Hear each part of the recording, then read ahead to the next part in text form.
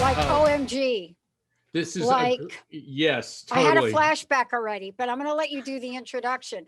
I had a flashback to my younger days, flitting around Asbury Park back in the day, like before, like the stone, like Asbury Park, the center of, am I going to get this right? Before it was LGBTQIA, and it was just Q. Q, exactly. I think it was just Q. It was just gay Asbury back then. Park. Asbury Park. Mark, tell us why we are going to take a trip down memory lane, but then we're going to fast forward.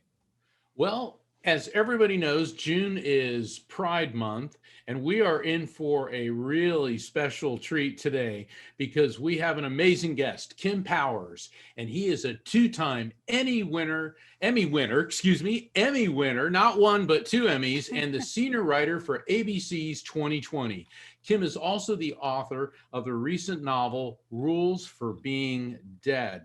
And we're going to talk about that because there's a dead character in it that's a narrator. So I find that particularly interesting for me being a medium.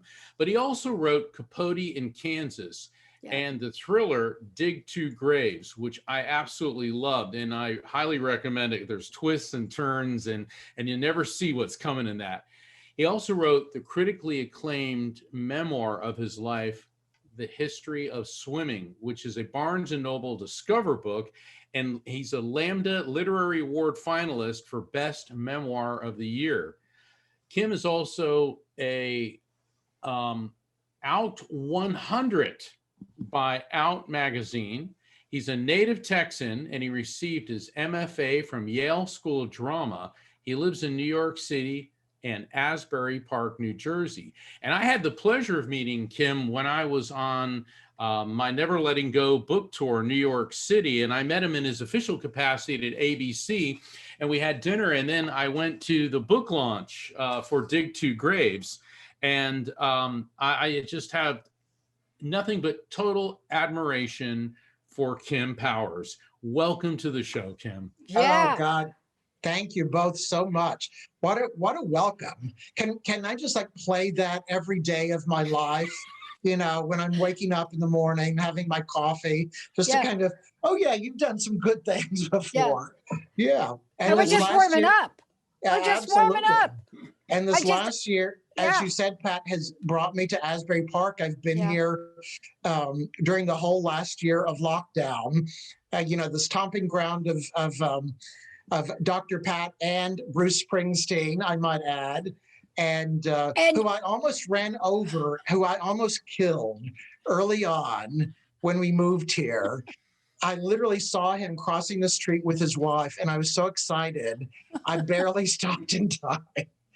That would have not only gotten me run out of New Jersey, but maybe the country. But that's another story. Well, at least you didn't slap the president of France. I did not slap the president of France. Exactly. So I understand. good. You know, it's funny because in France, I remember when I was at Oxford, one of our professors was talking about the justice system in France. He goes, it's machine gun justice. The guy slapped Macron yesterday. He's already been sentenced today to 4 months in prison. So bada bing, bada boom. Yeah. But Kim, I have to ask, we talk a lot about the afterlife on this show, and I love working with Dr. Pat because people call in and I'll do a mini reading, and then she gives her street smart spiritualist insights, which is extremely healing to people. But in your new book, Rules for Being Dead, there is a dead character who's the narrator. Come on, you got to tell us about that. How did you get the idea to have a narrator that's dead? Right now, it seems like to me, looking back, it seems like the most obvious idea in the world. But I have to tell you, I was so many drafts through that book before I even came up with that idea. And it's a story. It's a work of fiction, but it's a very autobiographical work about my childhood and me dealing with the mystery of my mother's death, who died when I was 9 years old. Yep. And sorry. people were very kind of quiet about it, not really saying anything about it. My imagination ran wild with what might have happened to her. But I'd written this sort of basic book, all these events. And a friend of mine said, it's all about your mother, but she's not really a character in it. She only has other people talk about it. He goes, I want to hear what she has to say for herself. And I thought, well, she's dead. She really can't talk for herself. And then I thought, actually, she can. There are other books. I'm not by far the first to have written like this. The Lovely Bones, for example, is narrated by a dead teenage girl.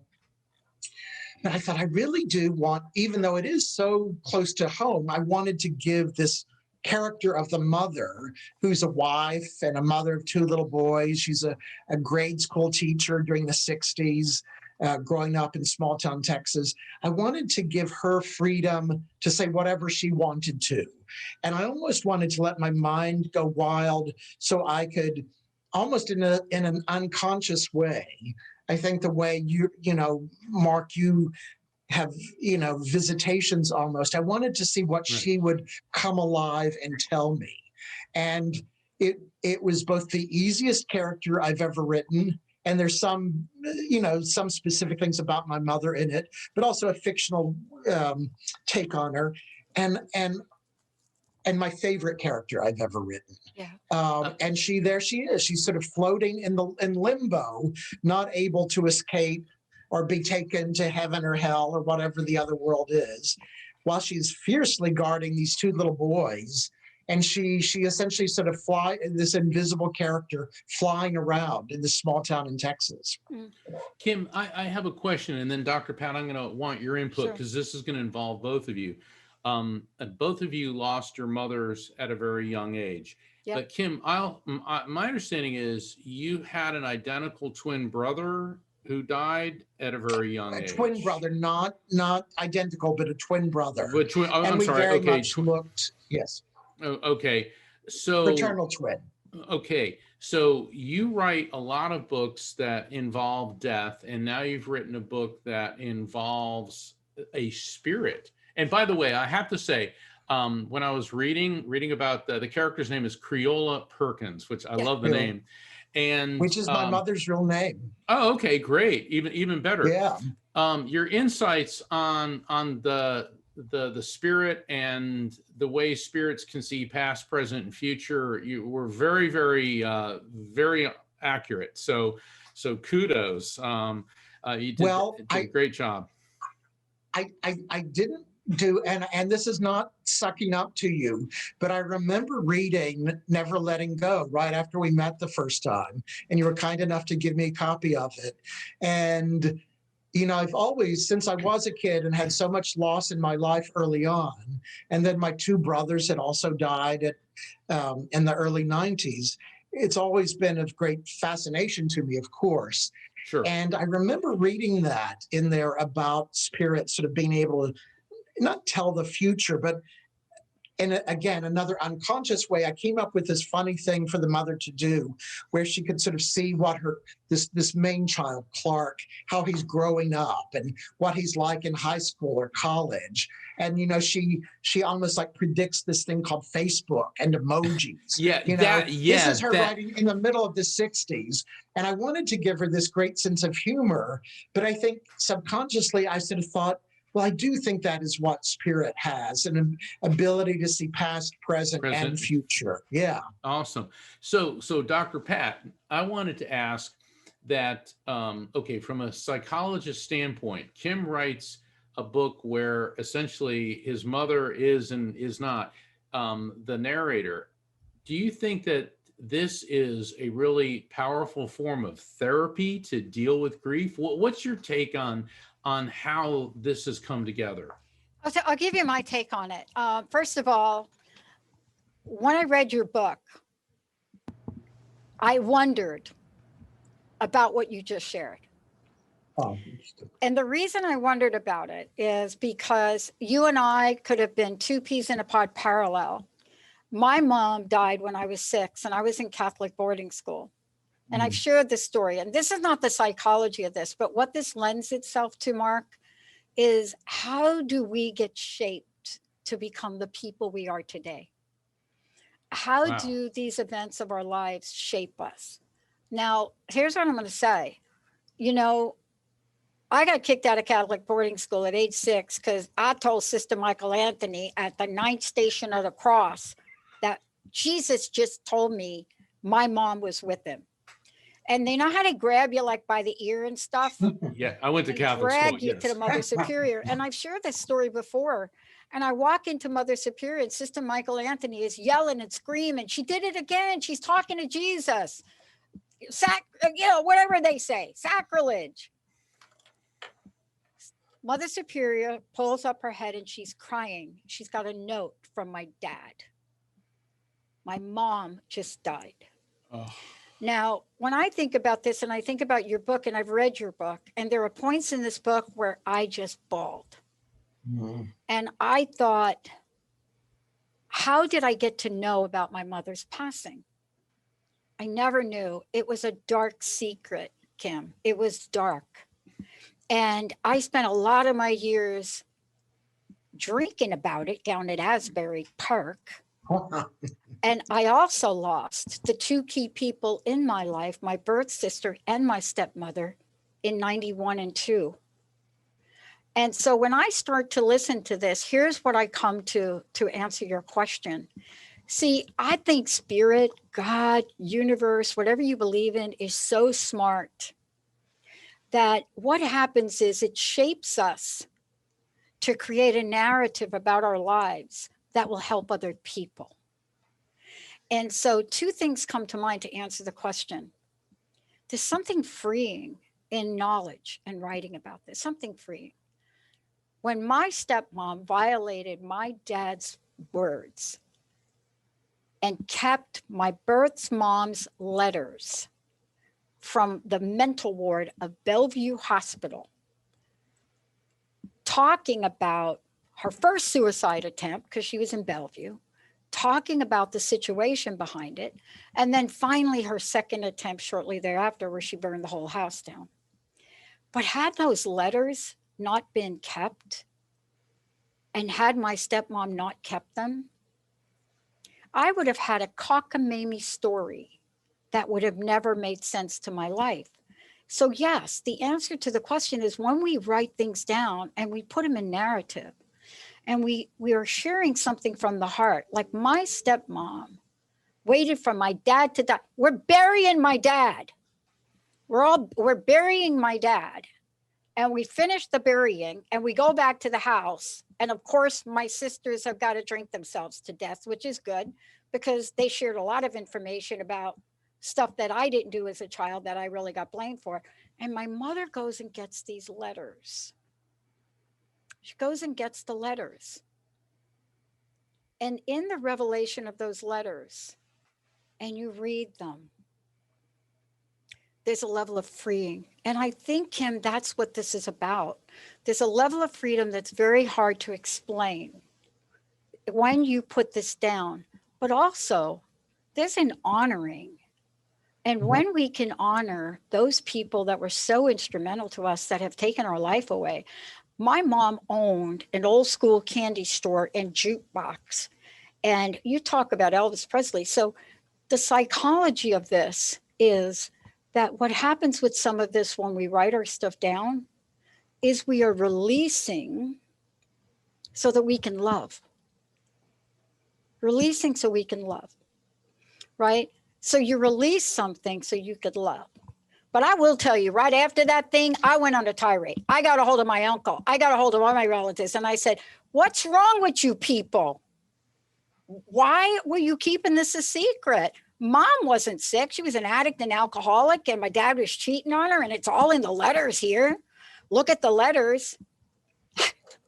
By the way, on my mom's side of the family, I got completely cut off. But if we can't share our stories, what are we? I mean, this goes back from when man could walk and then flap at the mouth, and woman. And it became storytelling.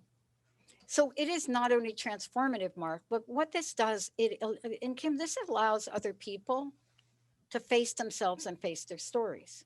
Long answer to a question. Yeah, and Kim, I think it kind of goes without saying that a lot of creativity stems from pain. I mean, you look at, I found in my work as a medium and a grief, for lack of a better term, grief counselor, that some of the greatest works of art, literature, all right, we have somebody who's created great works of literature, meaning you, music, have come from grief. And what's fascinating about you is certainly the deaths of your brothers and your mom were very impactful, but you also had to confront and cope with growing up as a gay child in what I presume to be an extremely conservative environment. Okay. How did that impact you first as a person, and then secondly, as a writer? Well, you're certainly right. It could not have been more deep fried where I came from. Southern Baptist, Bible Belt, all the way in small town Texas, and it was a profound thing. Just imagine a kid just dealing with all this stuff. The death of my mother, Dr. Pat, our families could have been the same. I mean, I went through all of those things. I found my mother trying to kill herself. I rescued her from a suicide attempt. I had a bunch of letters of hers that really told me her truth. So there's so many I had two brothers who died in 91, 92, just like you. And so I'm dealing with the shame, and it was shameful and embarrassing to me that my mother had died and no other parents of my other friends had. So that was almost a bigger feeling than the grief. Yeah. And just because there was so much mystery about how she died, what killed her, I moved into that embarrassment. But just imagine that at the same time, I was a very sensitive child.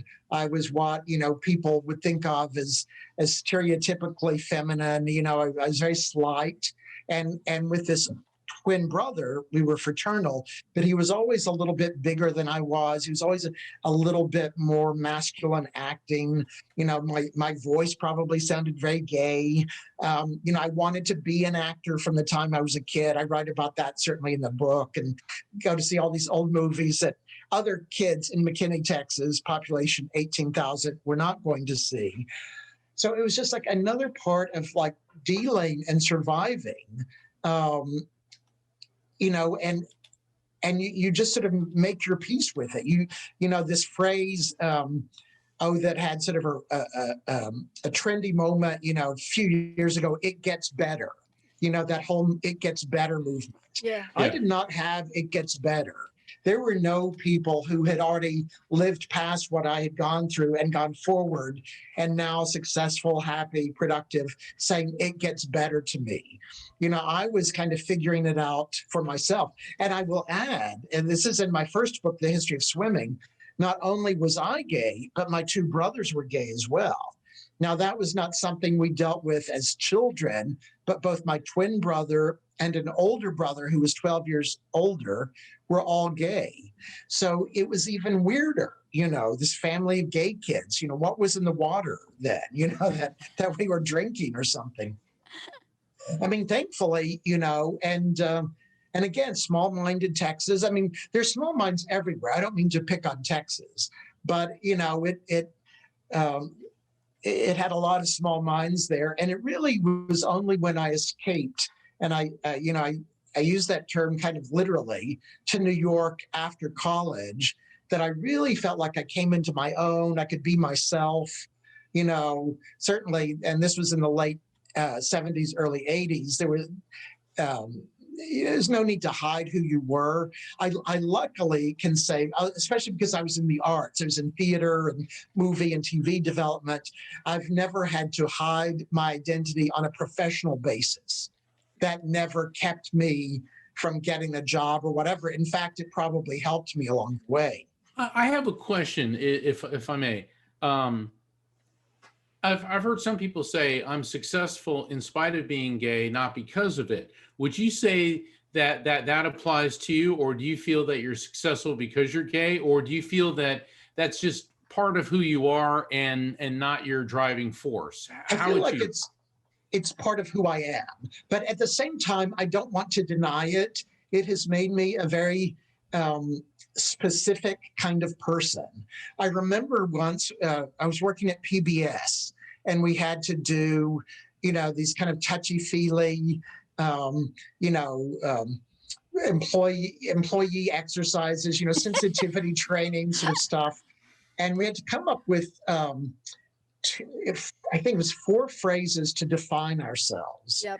And 2 of them I vividly remember, and they just came to me like that. And one was gay, and one was a fallen Texan.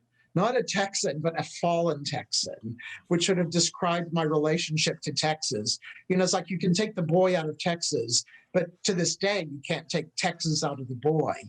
And I feel like they very much have being gay has shaped my personality and my sense of humor.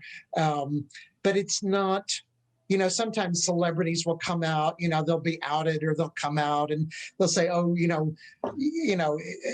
I hope to prove to you that being gay is the least important part of my life. I wouldn't say that. I would say it's a major part of my life, but it is not. It's just kind of one of the tributaries, like feeding into the big swampy lake of who I am. I think that's fascinating the way you describe that. I'm sorry, Dr. Pat, go ahead. Well, I think you talked about 3 things. 1, I used to be those people that ran those trainings. And then 2, I had to do it myself. And what's fascinating about going through those trainings, you're the only person in the room that doesn't think you're gay or won't admit you're gay. And I love that, because when you have to identify everybody's, before you establish the ground rules, right? Yeah. You're in the room and everybody has to go in a corner or define themselves as an animal. And somebody turns to you and says, seriously, you're in that corner? Yeah.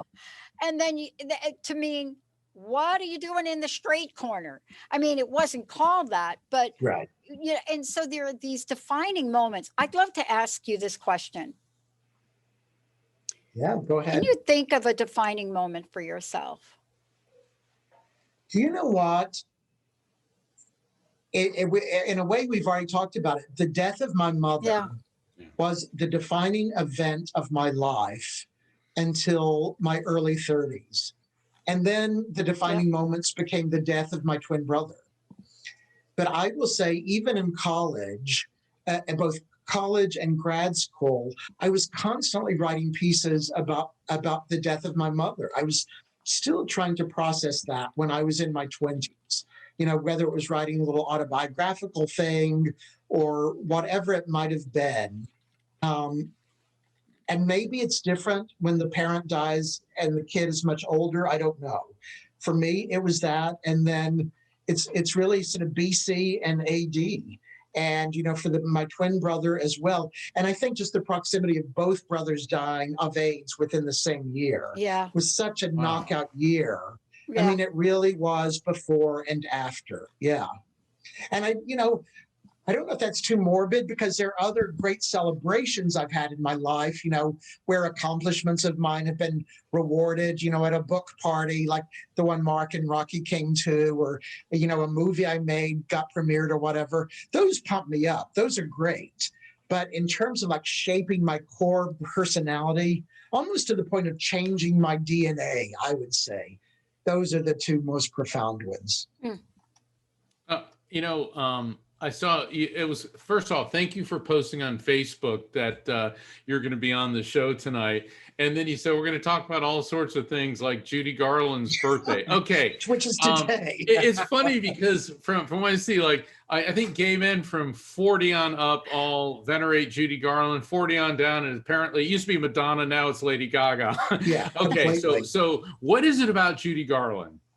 Do you know what? It's so funny because I am sort of the post Judy.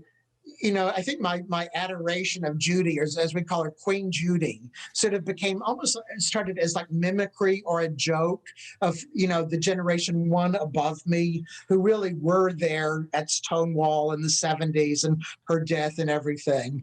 But I do know that it's something about The Wizard of Oz. It really is. It's about the fantasy and the heartbreak and the finding home. It's really about her finding her own family and choosing it. That is what that journey in Oz does. She's with the Tin Man, the Scarecrow, the Cowardly Lion. And that is her own chosen family, in the way so many gay people and LGBTQ people have to find our own families. And I'm lucky in that my family, didn't have any real issues with me being gay or anything. But so many others are not like that. They do have to deal with being kicked out or not loved. And I think, you don't know that when you're watching Wizard of Oz. You're just thinking, oh my God, will she, kill the witch in time? But I think at the core, that's what it's about. And I think that's why we all have this kind of special place for her. And Over the Rainbow is such a fantasy and so fantastic. And it's what not just gay people, but I think everybody wants to find their own version of Over the Rainbow. What is the most ideal place you can be or imagine being, where everything's perfect? I really do think it's those two things in Wizard of Oz. It's really fascinating when you said about Over the Rainbow. I remember when I was putting together the PowerPoint, the slideshow for my own mother's passing, and she always admired Judy Garland, big band, and all that. And so I put in the soundtrack Over the Rainbow. Remember, my dad and I were sitting there listening to it, and he said, "That's heaven." It is heaven. And all of a sudden I thought, oh my God, that song has so many different interpretations to it. And I think that when you were talking about The Wizard of Oz, and Dr. Pat, definitely chime in on this one. Think about each of the characters. Judy, Dorothy is everyman, okay? The Tin Woodsman, he's our blue collar worker. Scarecrow's the intellectual. Cowardly Lion, the LGBT community, okay? But I saw this one comedian one time, and he was talking about that movie, and he said it taught us all very important lessons. That beautiful people are always good and kind and trustworthy, and that ugly people are always evil and mean, and it's okay to kill them. And I'm kidding. All right, for all our listeners, I'm kidding. I'm not even going to touch that. But you're absolutely right. I mean, I am the generation before you. And we talked about this, I'm not going to go into it ad nausea again, but I know what it's like to have been there at Stonewall. I know the truth about it, vaguely talks about it, and thank you for the lesbian that refused to go in that paddy wagon, girlfriend, right? But it was a different time. And I want to ask you about this. And what I mean by a different time, it's so great to be looking out and watching Westworld. Okay, this is my version of a great time. Watching Westworld and looking at Evan Rachel Wood and saying, she came out. Yeah. Okay, sorry if I'm outing you, but I think you did come out. Well, even if you didn't, there it is. Everybody's talking about you, Evan. But everybody's talking about you being out. But the reason I bring it up is it seems like things have changed. And I want to ask you this question when we come back from break. How have things have changed? What have you seen? What are you seeing today? And, you know, can we think about some of our pop culture people? You know, can we take a look at maybe Billie Eilish? I don't know. Can we look at Asia Kate Dillon? You know, can we look at some of these folks and yet still look back at the pioneers? You know, we beat the doors down to just, I won't say it, just Ed Koch, please grow a pair. I mean, these are the things, but I want to ask you when we come back, when you look at the landscape, where are we today and what are you most excited about for the future? I'd love to talk with you about that. Yeah, absolutely. Mark, how about a break? Sounds good to me. All right, Jessica, it's all you. We'll be right back.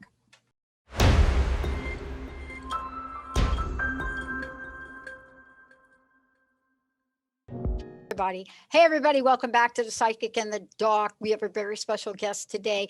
Look, before we jump ahead, Kim, what is the best way for people to find out about you, get copies of your books, all of the above, kind of follow you?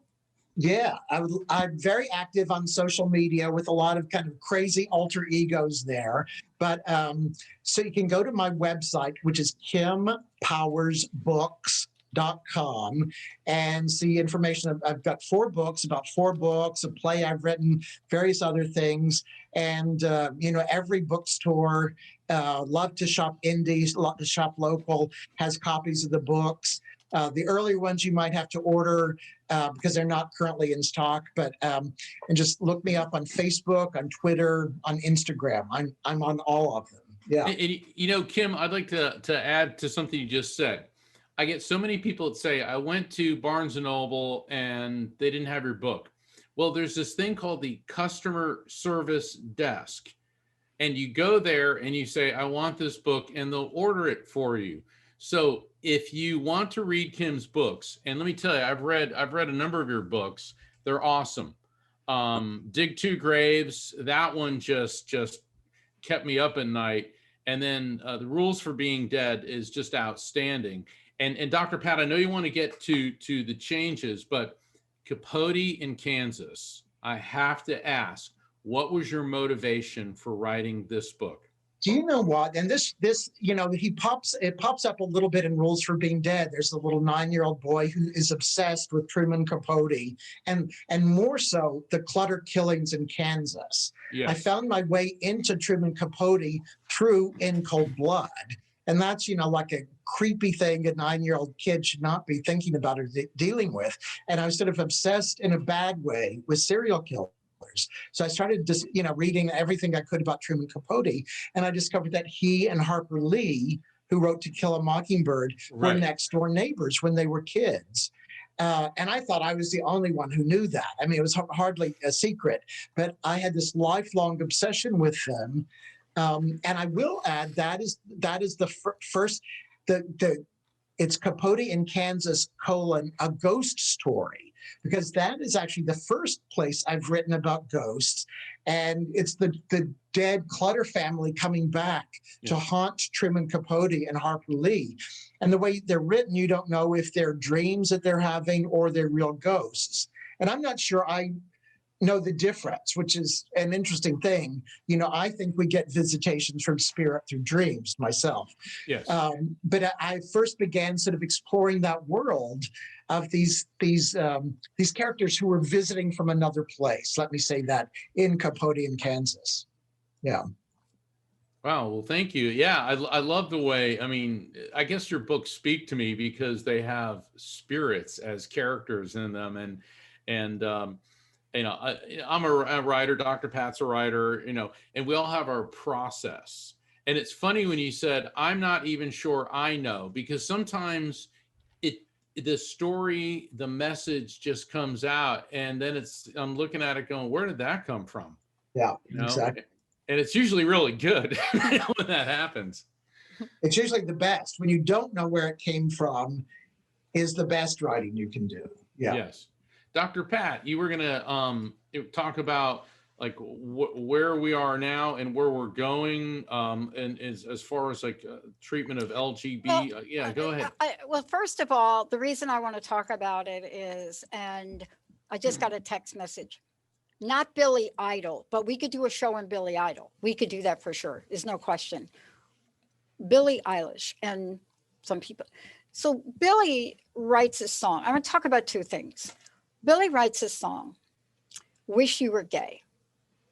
I have never seen, I have to think of another, yes, one other song I could think of in modern, contemporary, if we can consider Katy Perry still contemporary. What was the other song that caused as much backlash as this? I Kissed a Girl. I Kissed a Girl. Oh, yeah. And I liked it. But here's what I love about this, and this is why my question to you. Back in the day, if somebody would have done this, if the movie Carol would have been revealed by the original author, what a movie. Yeah. Please, somebody, please reach out to those two and have them do part 2. Please, you've got to get them back together. But if we go back in time, and we know there were artists, we know there were people in the industry that talked about things, that came out about things. And then there was some that were hidden. But here's my question to you. My sense is we've moved to a new level. Why do I say that? I Kissed a Girl, Wish You Were Gay, 2 songs written by people not gay at the moment, not gay, I don't know. I Kissed a Girl, incredible success, right? Except in a lot of other communities. And I love Billie Eilish. I love the response. I have never seen a single song be released with so much dialogue that has completely elevated the LGBTQIA community to talk about being out or not being out until, Billy says, it's not about the F and this. So my question to you is, we're in a new era. Are we excited about it? I think we're very excited about it. I mean, it's, I feel like this old fart at my office, for example, because there are all these kids, who come in as interns or, our staff. I'll go out in the hallway and yell, I need a millennial to help me do something on the computer. But there's just no question about it. There's no doubt. There's no uncertainty. And I see it in so much, and I think it's because the modeling we get in songs like those you just mentioned, in characters we get, high school dramas on TV, they're gay, bi, trans, whatever characters. And it's just sort of taken for granted now. I don't think it's kind of cool, to be gay. I even sound like an old fogey saying that. But I always thought it's interesting, even my own evolution, because I spent so many years and so much energy in the AIDS activism world while my 2 brothers were ill and then after they died. And I couldn't have given any more. I thought the fight was over for me. That was my own personal Waterloo. I didn't have any more else to give.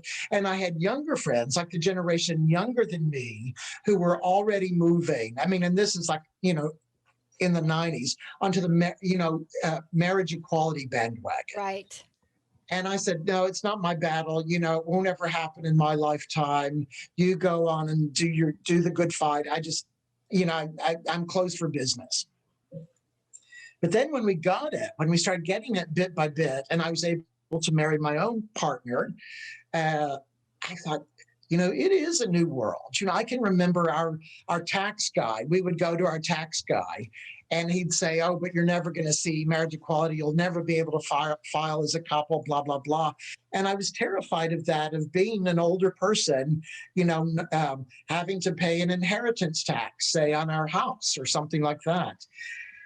So I just see these changes, and I hate to see the backwards changes that some, in Florida, a bill against trans athletes or something. Oh my God, yeah. I just remember so well, this is, at this point, 4 or 5 years ago, Diane Sawyer did, this epic interview with Caitlyn Jenner, and in which Bruce Jenner came out as Caitlyn Jenner. And I remember so often Diane saying, trans rights are the new civil rights. And I thought that was so prophetic and prescient. And it really is the truth. I don't necessarily like what Caitlyn Jenner has become and the path she's gone in, but it is the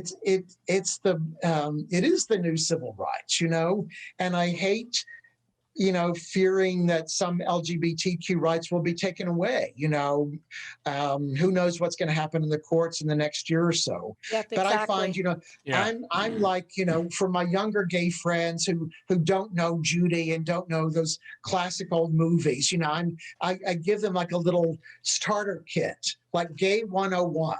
Okay, you've got to watch The Women, you've got to watch Stage Door, you've got to watch All About Eve, and I'll give them the little stepping stones to be, an elder gay like I am, so that they'll know the references. Okay, this is what Jungle Red means, all that stuff. So, I want to point this out. Well, the reason I think we do this show, and I said to Mark, look, on my show, I have had to speak out this month. I mean, every year we do something, but there's something even more important about it. What's happening in the joy of the conversations about some of the folks we've talked about and some of the things that have been done. In the spirit of that, please look and make sure you check this. Voting rights are not being changed just for people of color. I just want, please look at this. And today I had to make an announcement on my earlier show, and I posted, and I said, do you ladies out there know that a bill to give you equal wages was just shot down today? A filibuster. Do we know that? Equal wages for women. And so I'm at this place where I'm really, here I sit with the network. We're going to grow and expand in 18 months to 10 channels.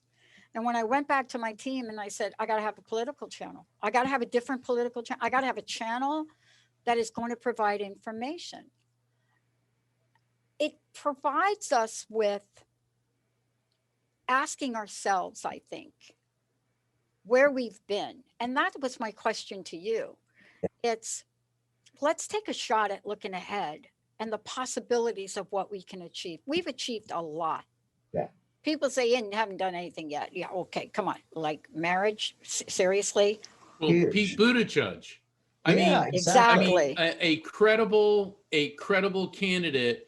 It's like I saw him being interviewed, I think yesterday, because with the infrastructure bill and all this, and it's like, it's just amazing to see how far that we've come. And Dr. Pat, we're talking about women having equal wages.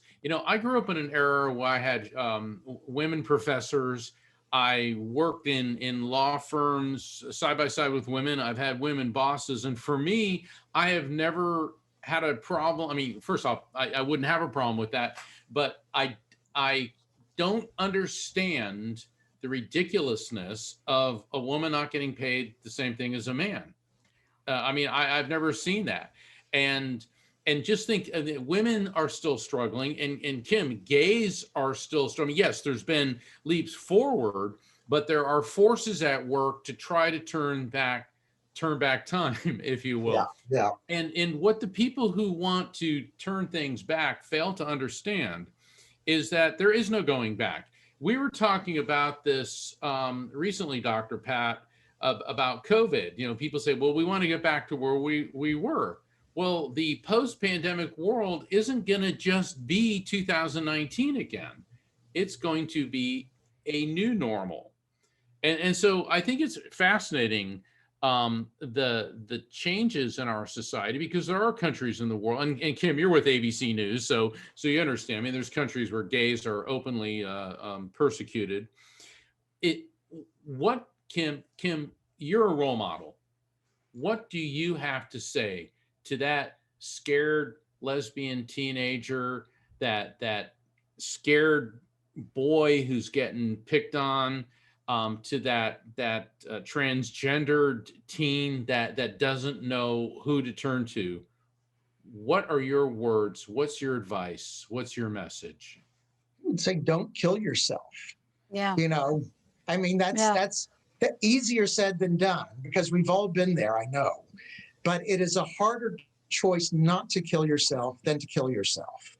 Mm-hmm. And if you can just hang on, and for a lot of people, it's just hang on until you get out of high school. Then you can start finding your own tribe, your own people, and glory in them. Create your own family if you need to at that point. But just try to hang on, to find your own tribe. I know these things sound trite, but I guess I think that's back to what I did. There were enough, other freaks that I could hang out with in high school that I felt not quite so alone. And, gave me a little bit of a sense of stability and protection even. So just, if you can just find one other person to talk to, that you feel safe to, do that. Don't ever bottle it up. Let it out in a safe space. Yeah. Let me piggyback on that for a minute, because I want to talk about the silent death and the slower death. And the silent and slower death is the level of alcohol consumption. I work with the LGBTQ community and women in general in recovery. And I've never seen such challenges. So there is the point that you get to. And I think when you talk to many of us, when you talk to what the journey was like, you've had those moments of it. But there's a slower death, and it is at epidemic levels.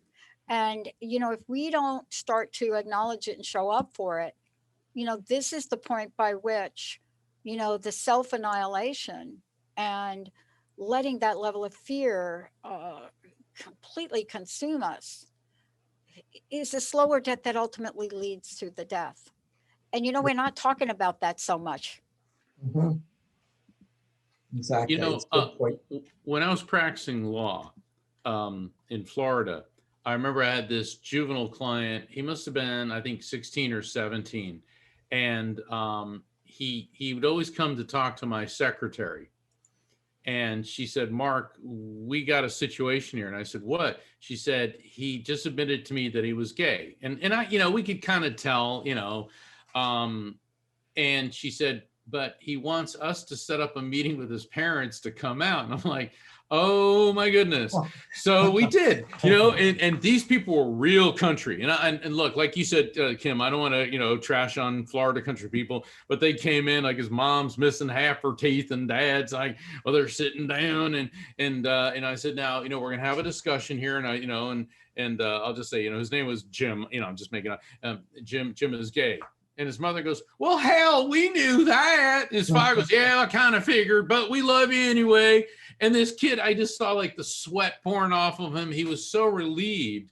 But the family was very thankful that we set up this environment, because he was scared to death to talk to them, and they didn't know how to bring it up. It's so fantastic. I never would have thought of something like that. And they don't teach you that in law school, I'm sure. No. But what a great thing for this kid to have you to kind of just soak up his psychic energy, take some of the fear off him and put it on yourself, because you're a grown up and you can handle it. How fantastic is that, Yeah, because I've seen, we certainly have seen in the news how so many people of African American, and people of color are not being treated properly by law enforcement. The LGBT community, Dr. Pat, you have firsthand experience being at Stonewall, which I called in another interview we did the gay 4th of July. Okay. But I saw it in my work, both as a prosecutor and a criminal defense attorney, how gays have been brutalized by law enforcement. But I'm also encouraged seeing that changing as well, that people are being treated with more respect. And you got to hand it to you, Dr. Pat, your generation, and Kim. Your generations were the trailblazers that stood up and said, "We're not taking this anymore." And I think for all of our listeners that have gay members in the family or gay children, or our listeners who are gay or gay or LGBT, I really want to thank you for tuning into the Psychic and the Doc, because as we've said, no topic is off the table. No subject is taboo here. And this is a very important discussion. People think, all right, there's gay marriage, it's all over. It's like, no, it isn't. And Kim, you work, you're a tremendous success, and you're at ABC. How do you balance your career as a writer and with your work at ABC? You know what? I've always been very driven, and it's not. And my parents were sort of basic hard workers, but they were not slavish about it or anything. And maybe in high school, I always knew that was the road to college. I was innately smart, but I also knew that working hard, would get me the good grades to get scholarships or whatever. And I grew up in a poor family. That my family didn't have money for that. But I've always been. I always need projects to be doing. And, I learned with my first book that you just, a mentor of mine once said, if you want to be a writer, just write. You can't keep talking about writing. You just have to, and there's usually like one time when you make that, the first time, when you make that commitment to just write. And I feel like I've had that a few times in my life, but I've always sort of been able to juggle these projects, get the stuff at work done. And usually by then I'm too tired to work at night, but really get up in the morning, and now really work on the weekends, work hard. And it sort of moved into stuff I enjoy rather than something I feel I have to do for my ego. I've checked off enough boxes for my ego. I'm fine with that. Now it's just for me and my sense of putting work out there and what I want to say. Having a platform, I guess, is why I do it. But I will say though, the back half of that question is the discipline I got at ABC, and I started as a writer for Good Morning America, long days. And we had to pump out what was called like a briefing paper for the anchors on some subject every day. So I was writing 6-7 pages a day. That discipline, just like going to the gym and developing that writing muscle of getting a draft down. We heard the words, bad words are better than no words. So get some words down on the page, then you can fix them later. That gave me the discipline and sort of the muscle memory, literally, to do the physical act of writing. That's what it is, doing it every day, whether inspiration struck or not. Yeah, that's how I do it, one day at a time. Yeah. And I think if we had more time, we could really take a deeper dive into what we're not talking about on the greatest challenges in the LGBTQIA community. And those are the things we don't talk about. Now, clearly, if anybody watches Law and Order SVU, thank you, Mariska Hargitay. I want to just thank you for you standing up and producing those shows that nobody really wanted you to produce. Those shows that show abuse, sexual abuse and otherwise, of people in our community that never make it past the side of the street.